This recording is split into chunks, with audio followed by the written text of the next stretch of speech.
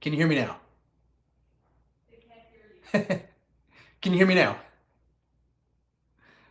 Well,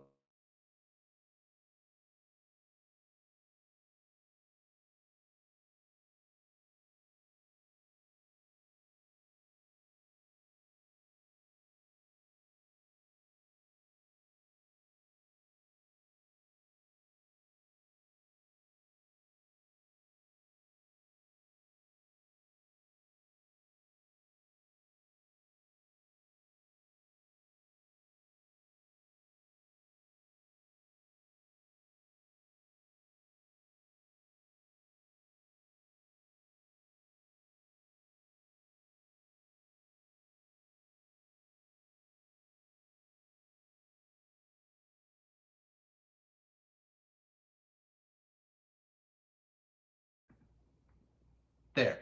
Should be working now. Hopefully. Okay. Um, yeah, so what is no sound again? Oh my gosh. All right.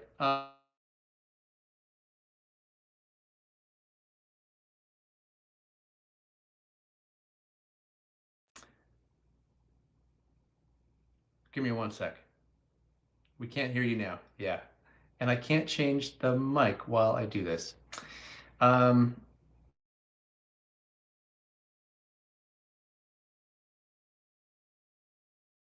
I don't know what to do here.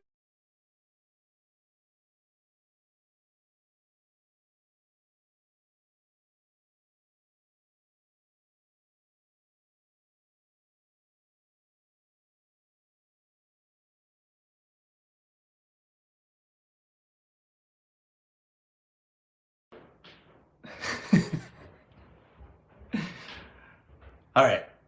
Sound is good now. Yes? All right. I'm gonna stop doing this. I'm gonna stop the recording and okay. All right. Sorry about this. All right. What is this series? It's a guy trying to figure out his streaming software. That's what this is. If this happens again, maybe I'll have to cancel this night. I'm using some different software. Anyways, hopefully this goes okay. In the next few weeks, hopefully, within the next few weeks, we're going back to the moon, and the mission is called Artemis II. And so I've been doing this weekly live stream, sometimes with sound, sometimes with not, apparently, every Monday at 8 p.m. And hopefully I'll do it every week until Artemis II launches.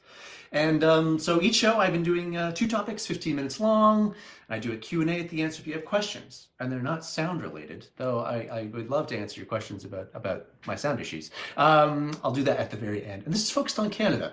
Americans, they got enough. They got enough good stuff. And so it's time for Canada to have some good stuff as well. Who am I? Who am I? I'm clearly getting red cheeks over sound issues and such. My name is Trevor. I run Plateau Astro. I even have a shirt. It says it right there. And I do school presentations. There are no sound issues during my live presentations. I just speak and the sound comes out most of the time. And I also have a planetarium. In fact, I have got a planetarium show tomorrow. I'm going to a school tomorrow. I'll bring my big inflatable planetarium in. Kids love it. I have fun doing it. And we learn about the sky and space. It's good. Last thing, I used to work at the space agency. Used to work with this guy who's going to the moon, Jeremy Hansen. So a little bit of legitness. I don't know about sound issues, but I've got that going for me. Sound is still good? I'll await your comments. All right. Update since last week. All right. What is going on now? We have a date for another wet dress rehearsal. Now, wet dress rehearsal, they're going to try doing this on Thursday. And just to remind you what the wet dress rehearsal was like was that 10 days ago? They filled it up. They filled the tanks up with hydrogen and oxygen, and they said they got their things all working. They're gonna try it again on Thursday. If that goes good, then that means, and the sound is good now. If that works, if that test works and my sound works, then the crew will probably go into quarantine. And again, they need to go into quarantine for 2 weeks. And they can be with their families. They can still go and see the crew and stuff like that and mask up. That's going to be the big clue. The wet dress rehearsal this Thursday. If that goes well, they'll probably start to go into quarantine. The launch dates are still for early March. So the latest or earliest launch date is March 6th. You can see there, March 6th, 7th, 8th. They got a few days in a row, about 5 days in a row. And so that's what we're looking at now. It is February 16th. So in the next 2 weeks, 2.5 weeks or so, they could be launching into space. We're doing this all over again. So we shall see if that goes all well. But tonight we have 2 topics. I'm excited for the first one, actually, and hopefully it all works because it is computer intensive, and we shall see if the sound actually holds up. The first topic is, what will Earth look like? We've been talking a lot about what the moon will look like from Earth during the mission, but we're going to do the reverse here. What will the Earth look like from the moon when the astronauts go around the far side? That's the first one. I'm going to show you some cool software that I use in my planetarium shows for that. And the second one is food. What is the difference between the food that I bring in on Apollo versus Artemis? What advancements have we made over the last 50 some odd years? I'm going to show you a little bit about that. So hopefully my sound stays on. What will the Earth look like from the moon? So as you probably know, the moon goes through phases. Okay, you can see there's a crescent like this, and sometimes half lit up and full, and it starts to wane like this. The moon goes through phases. I think we're all pretty familiar with that. And the reason why this happens is it just depends on how the sun's light hits the moon. Okay, so here's a quick little diagram that I show kids during presentations, adults too. This is the sun. Move it off to the side there, right beside my face. All right, here is the Earth, and here is the moon right here. Now from this point of view, right here, the sun's light is hitting it, and it'll be lighting up that half of the moon right there. So if you were standing on the Earth right there, you wouldn't see the part of the moon that gets lit up. But it takes 1 month for the moon to go around the Earth, and once it's right here, the moon will look half lit up from our perspective here on Earth. A week later, the moon goes around the Earth again, and we'll see it as a full moon. It'll look entirely lit up from our view here on Earth. Another weeks go by, less of it gets lit up.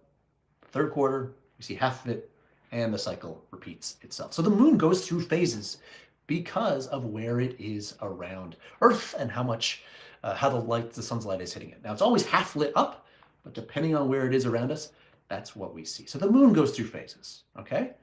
That we know. We're familiar with that in our pretty much everyday lives.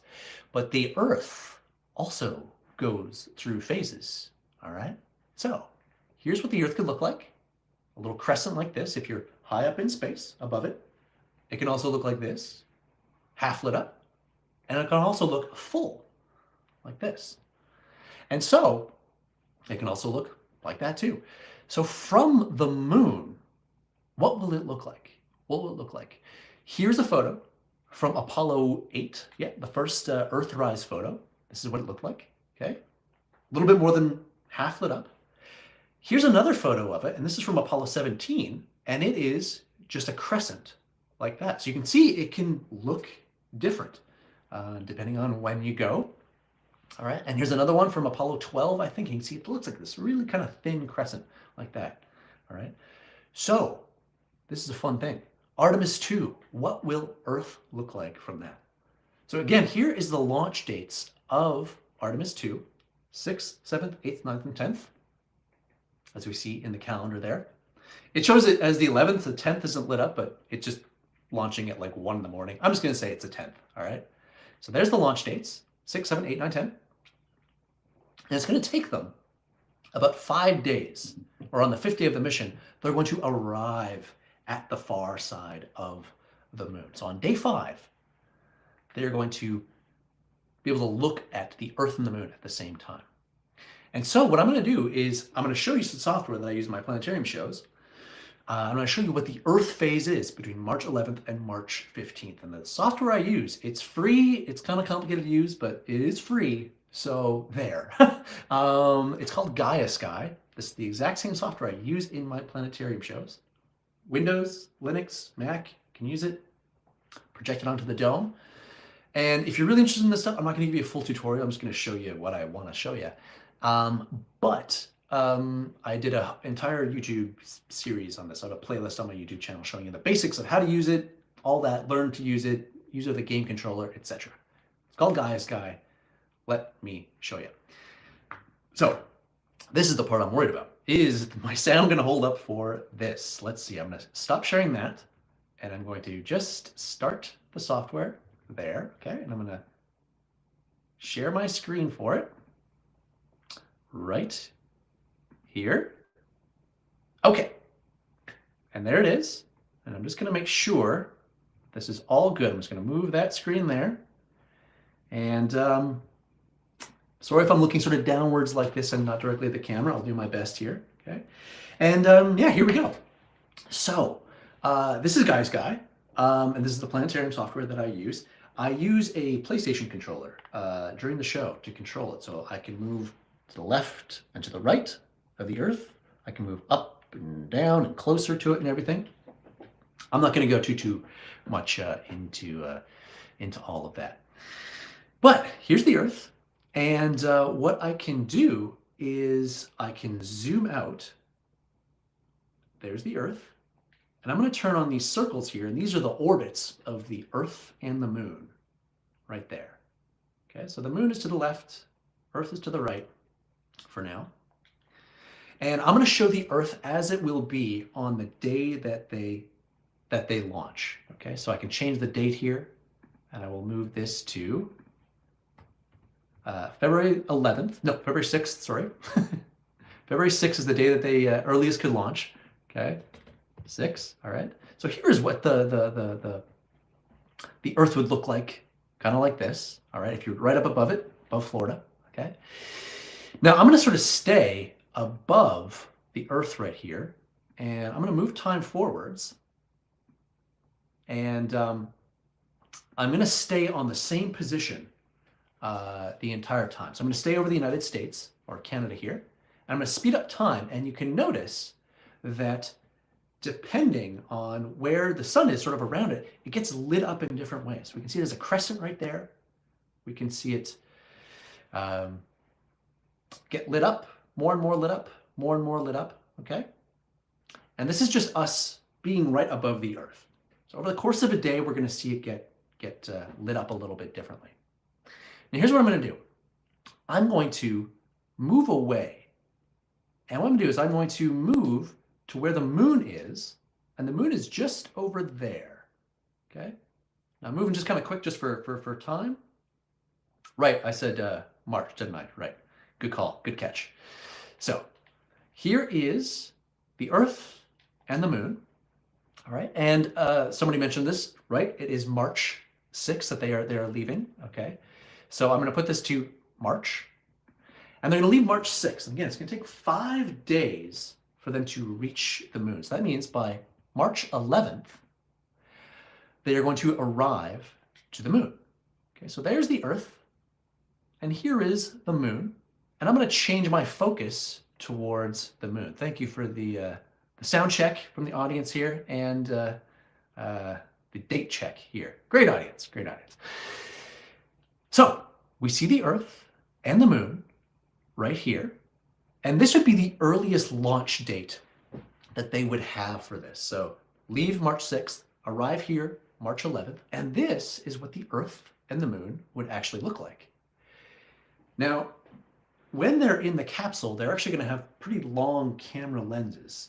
And so those photos I showed you before of the Apollo missions, the Earth looked a little bit bigger than it does right here. And what I'm going to do is I'm going to change the field of view like this. And when I decrease the field of view, this is some photography sort of stuff, things in the background look bigger. Okay? So this is the type of view that we should expect if the astronauts leave on the earliest date, March 6th. The Earth will look sort of half lit up like this. And on my previous episodes, I told you that they would be going around the Moon, and they're going to lose contact with Earth because they're going to go around the far side of the Moon. So the Moon is going to get in the way of the Earth like this, And after about 45 minutes, it's going to come around the other side like this. Okay? So this is what it would look like on the earliest possible day. Now, let's change this a little bit. Let's say they get delayed by a couple of days, all right? How is this going to change? Let's move time forwards. And let's do this carefully. There's the moon. Sorry about this. And where is the Earth? Let me find it. Give me 1 second. I promise my planetarium shows are much more sane. There it is. There we go. Okay. I'm going to move time forwards. And I'll speed up time here. And you can see the time right about there. And I've just increased it a little bit. All right. Turn off the labels. More of the Earth is going to get lit up if they launch later. So we sort of saw it half lit up before, but the latest date that they would arrive would be about March 15th. So it's March 12th, March 13th, March 14th. And so March 15th, right about sort of near the end of the day, the Earth would look something kind of like March 15th. Something like this. It's going to look almost fully lit up. And I'll zoom in, change the field of view for you right this. And this is what something between half lit up and something like this is what the Earth will look like from it. Now, if I really, really zoom in there, I think I can see like Australia right there. I don't know what countries are going to be visible during that time when they go out on the far side of the moon and they come and return. But some countries will obviously be appearing there, or it could just be the Pacific Ocean. Who knows? Anyways, I just find this really, really interesting that this is going to be a different point of view that we're going to get compared to the Apollo missions. In previous streams, I showed you that we had to leave at certain times during Apollo, and during Artemis, we had to leave at very, very different times for this one. And so we're going to see the effect of that based on how the Earth is going to look. So that's GaiaSky, and it's a great piece of software, a little bit finicky, but it's open source, but it's free, and I use it in my planetarium shows. I find it really quite great. All right, I'll stop sharing that one there, and let me get my my notes back here, right there. Okay, and I'll close that. And so that's GaiaSky. I use it all the time, and let me get my a little bit bigger there. So the Earth could look something either like this, or could look something kind of like this, right? Sort of between what we'd say first quarter and full. So that's that. Interesting. I'm interested to see what sort of photographs we're going to get from the Artemis II crew during this. All right. So that is that, and let's now talk about food. I'm a little bit behind, so I think I should be good to go here. Let's move my screen like this. All right, let's talk about food. So you've probably seen lots of photos like this before in the way that astronauts eat in space. So usually have like a bunch of like plasticky sort of bags around them like this, and they're drinking from straws. So we've done it for a long time, and this is kind of how it's probably going to be for a while yet. But in space, there's zero gravity, okay? So you don't want stuff floating everywhere. And you might want to heat up food. Well, you can't do that with a stove because it'd also be very, very dangerous. You don't want an open grill. You don't want an open element in your tiny, tiny, tiny spacecraft. You also don't want to boil stuff, okay? Again, dangerous. You know, you don't want hot water going everywhere with zero gravity. So what we're sort of stuck with for the last, many decades of eating food in space is drinking out of straws and drinking some pretty dry food. And this is what it was kind of like for the Apollo mission. So let's go see what the Apollo missions actually looked like.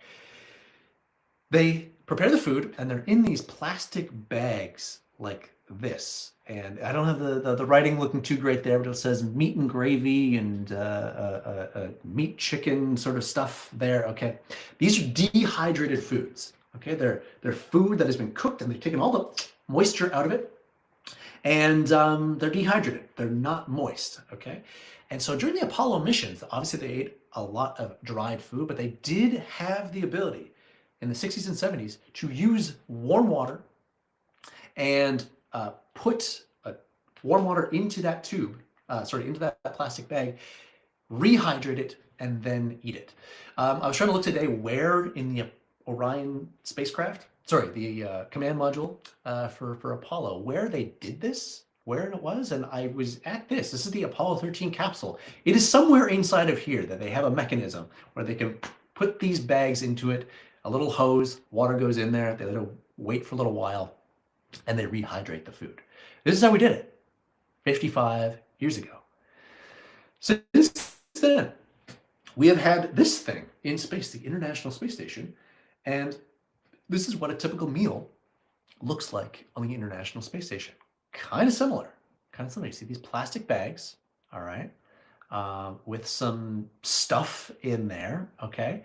And this is dehydrated food. And on the International Space Station, which has been up there for 25 years, 28 years, 27 years, something like that. Different than Apollo, we have a lot more space on the space station than we did in Apollo. We have this big machine here. I think this is a video, and this should show Chris Hadfield. Yeah, here he is. And this machine, they put those plastic packets into it, and this is a water dispenser tool. So you can see he's got some spinach-looking thing here. Water is going in. Warm water, they have a choice between warm water and ambient water, room temperature water. They fill up the pack with water, they rehydrate it, they mush it around, wait a little bit, and then they can cut open that plastic, and then they can eat it. He's eating spinach here, all right? I don't know if I want to eat spinach raw like that, but you're an astronaut, you got to do what you got to do, all right? And so this is how we eat on the International Space Station, okay? This is a pretty typical meal. Artemis II. How is that going to differ from the Apollo missions and from the ISS missions that we do? So Artemis II, the space inside the spacecraft is much smaller. If you look at that video of the mustache man himself, Chris Hadfield, you see in the back there, he's got so much space in there. It's a hotel, okay? It's luxurious back there. Inside the Orion capsule, for Artemis II, not the same story. Not the same story. It is very cramped. Okay, you can see they're little. I mean, they're on Earth here. Okay, but they have to be very cramped, hunched over. Obviously, in 0G, maybe they can use all the sides around them, but very cramped. Similar to Apollo, they do have a water dispenser tool, like I just showed you on the ISS. The ISS one is bigger. Okay, probably a lot more options. Here is the one that they're going to use on the Orion spacecraft for Artemis II. Okay, here's a video. And he lifts the lid right here. This is Jeremy Hansen, the Canadian astronaut. And they have two things here. One looks like a primary one, and the other looks like a secondary one. So they'll probably use the primary one first, I imagine. Okay. So this is what they would use to hydrate all those sort of plastic bags with the fuel there. And I think they have hot and cold there as well. Not written on there, but I think they do have warm water they can use for this on Orion. The difference, though, between Apollo and Artemis, on Artemis, they have this thing. What is this? This looks like the nuclear football that the president has carried around with him. What is this? This is a briefcase-sized thing, okay? And what this is, they didn't have this on Apollo, this is a heater. This is a heater for food. So they plug this thing in, and there's sort of a heating element there, and they put their food packets on there, and they heat the food up. This is different, okay? They've never used this on missions to the moon before. And I was watching a video before where Jeremy Hansen is describing this. They say it takes about an hour or so to heat up things. I guess you don't want it to be super hot, okay? It takes about an hour for them to heat up their food. I think they probably closed the lid on that. I was sort of unsure about that. But this is new to the Artemis program. They heat up the food with the nuclear football, a briefcase. So that's new for the Artemis missions. when you're traveling in space, your taste buds kind of change. This is what astronauts report. And food kind of tastes a little bit dull. I guess we kind of get that when you travel on airplanes. Same thing in space. And so there's a video from David St. Jacques, astronaut who went up to the ISS years ago. And he's given a tour. And he points out a few things. First thing is there's Velcro on everything. So all around the Artemis II capsule, around the Orion capsule, there's these Velcro strips sort of everywhere. And on the food packets, basically every food packet, everything you're going to eat with has little Velcro strips. So you can just click things on around you. You can see that here with the all these little bottles right here. So these are obviously, you know, you can think maybe okay, probably some chili spice or whatever going on here. Okay, so they add a lot of spices to their food. What about salt and pepper? How would you use salt and pepper in space? If you went like that with a salt and pepper shaker, they would just go everywhere, get in people's eyes, okay? Ditto with pepper, all right? That would just flake everywhere. The way that they do it, and this is not unique to Artemis, this is not unique to the moon missions, they have salt and pepper inside vials like this, and it's liquid. It's liquid salt and liquid pepper, and they dab that on to their food. So that's how they do that, okay? On this mission, they are allowed to bring certain special types of food with them. So I got a list. It's like they gave it to me. I looked online and I found what special food that Jeremy's going to bring with him. And they showed it at the Canadian ones here. So here's the list. This is the complete list that I found of all of them. So you can see he's bringing, I'll name them out loud. Strawberry lavender super seed cereal. Okay, it says it's going to rehydrate that. All right. Maple cream cookies. All right. Yeah, makes sense. All right. Shrimp curry with rice. Yep. And that's going to rehydrate that. Natural wild Kata salmon bites. So salmon bites. You can bring some fish along with them. Instead of a very small enclosed space, I don't know, bringing fish sounds risky. Gonna do it. And the last one, they're gonna bring maple syrup with them as well. So I tried to look for images of these. You can imagine the fish, you can imagine what maple syrup looks like, but this is what the cereal looks like. They didn't pay for this. They should. Shame on them. And when you look at it, it looks, we have some seeds like this in our house, and they would just go everywhere. But apparently they dehydrate it and put it probably in a pack. He's probably not going to have it like this. All right, so he's going to eat this. Maple cookies, you've probably seen these kind of around too. All right, and then they said personal serving size of maple syrup. I tried to look, see if I could find an image of this. I couldn't on the website, but here's the formats you can get from that company. So you can get a steel drum of it, which is probably not what they're going to be bringing on the Artemis II mission. But there you go, a lot of maple syrup. Good call. So the difference, what is the difference between the Artemis II and the Apollo missions? More variety. We've had 50 some odd years of learning how to dehydrate food better and bring better flavors, and I'm not sure if they had salt and pepper in liquid form back then, but we have it now. And the heating briefcase, that is probably the biggest one, where they can eat warm foods without it having to just sort of be all like mushy with it being just sort of covered in water. So that's interesting. That's how they're going to do the food for the a few hour days. That is not a sentence. 9 days and a couple hours mission they're going to do. So that's food. That's food. All right. The sound, I believe, has held up good. I haven't seen any weird flashing red lights or anything like that. So that's good. Now comes the time. I guess I'm on time here. So I'm going to do 15 minutes of Q&A. Before I do that, if you do enjoy what I do when I do have sound, thank you for sticking with me over that. You can support me. You can buy me a coffee. I do drink it. I might be even a little bit caffeinated right now. You can just buy me a coffee once. That's nice. One-time donation. Or if you want to help me out on a full-time basis, monthly. That's what I'm looking for. I have Patreon there. But probably the biggest thing you can do, and I'm doing this tomorrow, if you know a school or a spring break or a summer camp that needs a planetarium brought on site, I can do that. So plateauash.com, planetarium. Love doing it, and that really helps me financially, which is great. YouTube, you can subscribe. Social media, You know where to find me. I got a newsletter, and I have a resources page, plateauastro.com/Artemis. I put some different activities, and I have a scale model of the Earth and the Moon, where the mission is during that. If you're looking for activities for your students or your kids, this is a good spot there. And if you don't want to hear me ramble with no sound for half an hour, I've made a brief 8 or 9 minute video all about this mission from a Canadian perspective. Biggest thing you can do though, tell people about the mission. We have perhaps 2.5 weeks before it goes off, so tell people. All right, if you have questions, throw them into the chat. And I see one coming in there, and I'll answer that, but I'll just go through this one that came in yesterday. And I think this is a really, really fun one, and it's related to the food topic. Not sure if that was accidental or not. This comes from Lydia.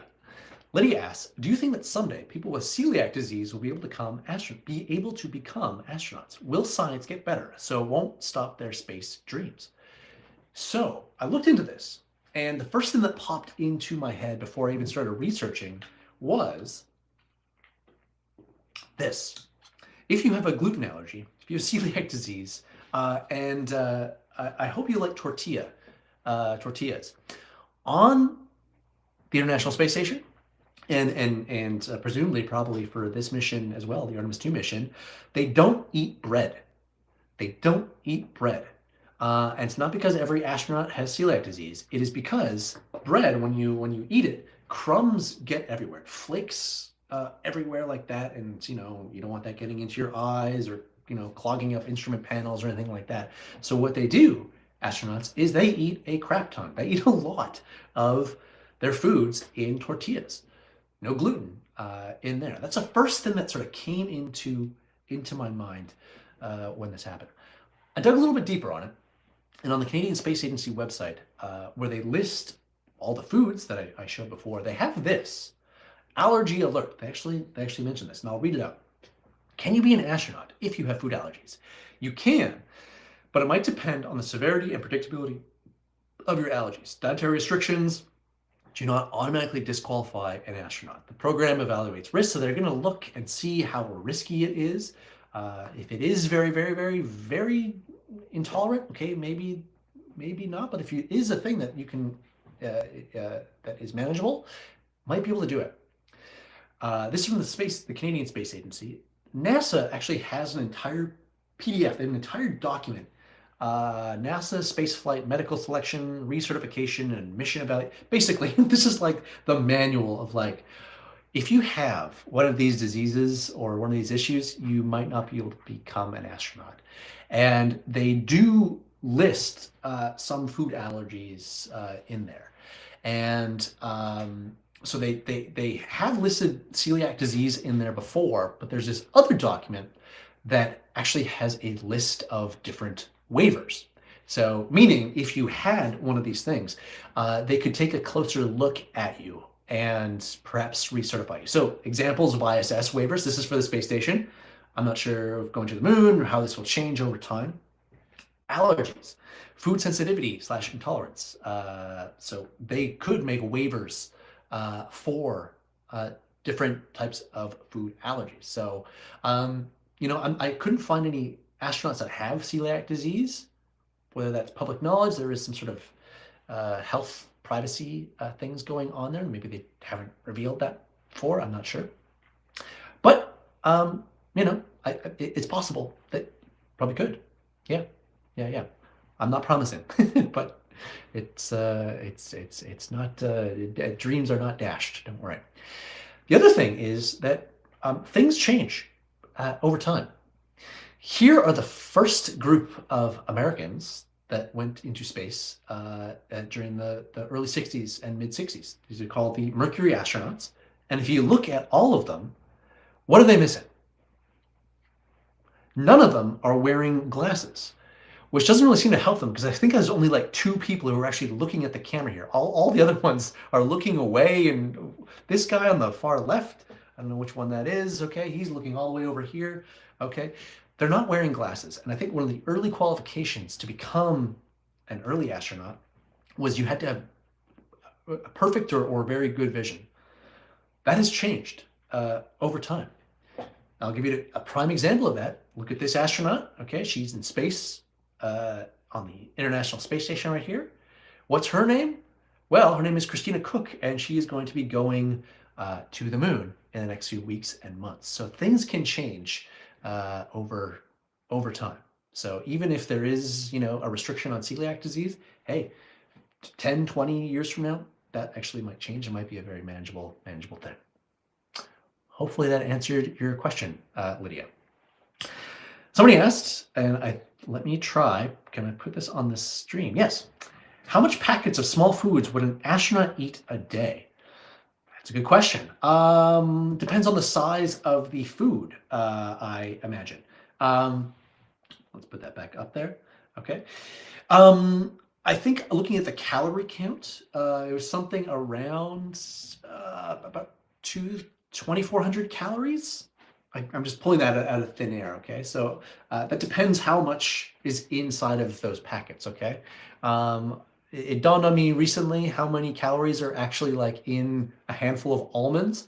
It's a surprising amount, okay? Shocking amount. So if an astronaut was eating almonds in space, I don't know if they could eat almonds in there. That would differ versus if they had a whole thing of like fresh spinach, okay? That's gonna be different. How many packets? I'm not sure. Actually, that's a good question. They do have a different variety of meals on there. I don't have the meal plan in front of me, only some of those examples of maple cookies and maple syrup and cereal, but yeah, I'm not sure how many that would be. I'm gonna guess here. Let's say each meal they have 2 packets worth, sort of like 2 sort of things they need to hydrate. 2, yeah, that'd be maybe like 6 a day for one person. Let's just say 4 to 6 a day. We'll say 5. 5 a day. They're in space for 10 days. That's 50 per person times 4 people. That's 200 packets for the entire capsule. So hopefully that gives an idea. Somebody says, don't bring potato chips like Homer Simpson did in space. Absolutely. Those are very restricted. I think they have actually tried to bring potato chips before, but they found it just turns into a complete powder because as they're going up, it just shakes and it's not delectable and doesn't quite work as well. All right. I have another pre-planned FAQ or FAQ Q&A question. All right. This is a repeat from last week, and I see the new question there. I'll get that in a second here. How big is the Artemis II rocket? And I showed examples of this. Again, I was there just about a month ago now. All right. Stood in front. You can see the rocket there behind me. You can see that I'm wearing the same shirt there. So it is me. All right. How big is the rocket? Okay. I gave 2 examples last week, and I said I'm going to make a full post on this because this is interesting. Even just for me, conceptually, it's very interesting. When we were there, we didn't get up close to it. We were relatively close, but then as it was moving close to us, we had to move our group. So I didn't get to stand right in front of it and crane my neck up like that. So even to this day, I stood near it, and I'm still having a hard time understanding the size of it. Super Bowl was last week. The rocket is about as tall as an entire NFL football field. Okay, 107 yards tall, and an NFL football field is about 120 yards tall. Okay. Here's one. If you're watching a lot of hockey, women's team, they won today. Okay, this is how big a hockey rink is compared to it. So next time you're watching the hockey game, that it's like almost twice the size. Curling, when we're not causing diplomatic tensions by touching stones. How big is it? It's like 2 curling rinks long. More than that? No, a little bit more than that. A little bit more than that. Okay. What about a baseball field? Baseball field is bigger, but it is pretty big. Pretty big. All right. We don't RIP Expos in Montreal. Okay. This next one is interesting. It making me realize how small a NBA basketball court is. Basketball court is tiny. Okay. It's like almost 4 of them, like that. 3.5. This one, track and field. Here's a tennis court, and that's the last one. I have there. So that hopefully that gives a little bit of perspective on how big it actually is. All right, question from the chat. Can you eat mac and cheese? I do actually think that is an option. There's a video that NASA put out, I forget if it was like a year ago or if it was more recent than that, where it shows Jeremy and it shows Christina Cook. And they're talking about the different foods that they have. And I will just stop sharing my screen there. Where they're talking about the different foods. And she says, like, if it was up to me, I'd probably eat mac and cheese all day. But they do have to have nutrients as they fly around the moon. So her saying that, I presume they might actually have mac and cheese on their trip. Seems like that warmer would be running near constantly. That's a good question, or a good statement rather. Yeah, if it takes an hour to heat up the food, and they're eating, well, if they're eating, what, 16 hours per day, what, 4 hours between meals, 6 hours between meals, something like that. Yeah, that'd be quite a while. That'd be pretty frequent. Maybe not constantly, but that would be up there a while.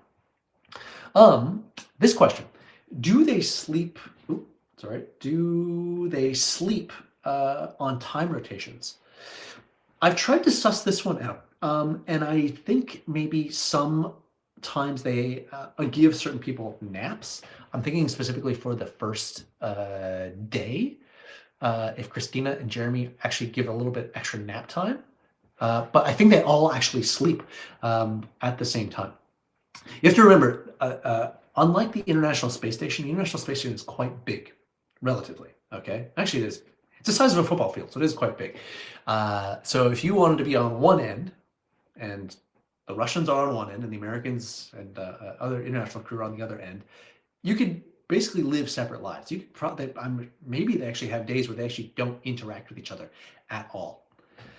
The Orion capsule, the Artemis II capsule, is very, very small. It is not this small, okay? But for reference, and I don't have it right up here, but I will bring it up. My planetarium dome is bigger than the Artemis II capsule. Let me just bring up my. Here we go. Yeah. Okay. So I haven't measured this out, but the dome, you can see me there. You can get a size of that. The entire capsule that they're going to be in would fit inside of this. And my dome is 6 meters wide and 3.5 meters tall, something like that, 13 feet tall. They have to live in that for 10 hours. They have to use the bathroom in there.